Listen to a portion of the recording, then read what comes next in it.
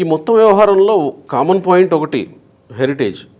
అది హెరిటేజ్ డైరీయా లేకపోతే హెరిటేజ్ ఫిన్లీజా, ఆ మధ్యకాలంలో మార్గదర్శి టార్గెట్ అయినట్టుగా హెరిటేజ్ కామన్ పాయింట్ ఇక్కడ కనపడుతుంది. హెరిటేజ్ టార్గెట్ అయ్యిందా, కాబోతుందా? ఈ ప్రచారాలు తెర మీదకు తీసుకొస్తున్న వ్యక్తుల లక్ష్యం ఏంటి హెరిటేజ్ టార్గెటెడ్గా?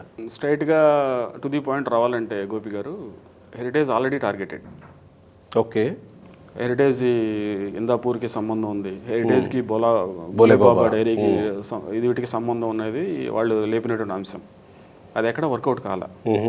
ఇప్పుడు కొత్త అంశాన్ని తీసుకురావాలి టార్గెట్లోకి. ఆ కొత్త అంశం ఎక్కడ దొరికింది వీళ్ళకంటే హెరిటేజ్ ఫిన్లీజ్ అనే అంశంలో దొరికింది.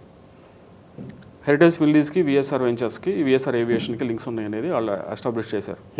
అది మనం చెప్తే నంబర్ ఎవరు, కాబట్టి ఇంకొక పర్సన్ చెప్పాలి. డైరెక్ట్గా ఆయన రోహిత్ పవార్ని టార్గెట్ చేసి అక్కడి నుంచి ఇన్ఫర్మేషన్ బయటకు వదులుతున్నారు. ఆ రోహిత్ పవార్ పెద్ద ప్రజెంటేషన్ వేసి భువనేశ్వర్ గారిని, తర్వాత బ్రాహ్మణి గారిని, ఇంకా అదర్ డైరెక్టర్ని డిస్ప్లే చేస్తూ, చూడండి వీళ్ళ రిలేటివ్స్, చంద్రబాబు నాయుడు గారి రిలేటివ్స్ వాళ్ళు కంపెనీ పెట్టారు, కాబట్టి డైరెక్ట్గా పార్టీకి సంబంధం అనేది ఆయన దాన్ని ఎస్టాబ్లిష్ చేసే ప్రయత్నం, హెరిటేజ్ ఫిన్లీజ్ని దెబ్బకొట్టడం, హెరిటేజ్ బ్రాండ్ని టోటల్గా దాన్ని వీకెన్ చేయడం, మార్కెట్ నుంచి ఎగ్జిస్టెన్స్ లేకుండా చేయడం అనేది ఒక ప్లాన్ ప్రకారంగా జరుగుతున్నటువంటి కుట్ర. దాంట్లో ఇప్పుడు హెరిటేజ్ ఫిన్లీజ్ అయింది, రేపొద్దున ఇంకొక ఎంటిటీ వస్తుంది. వీళ్ళు ఎంతటితో ఆపరు దీన్ని.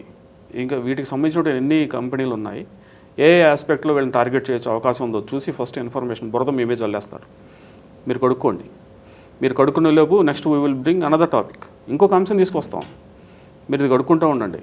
ఇదే జరిగిపోతా ఉంది. హెరిటేజ్ ఎప్పుడూ టార్గెట్ అయిందండి.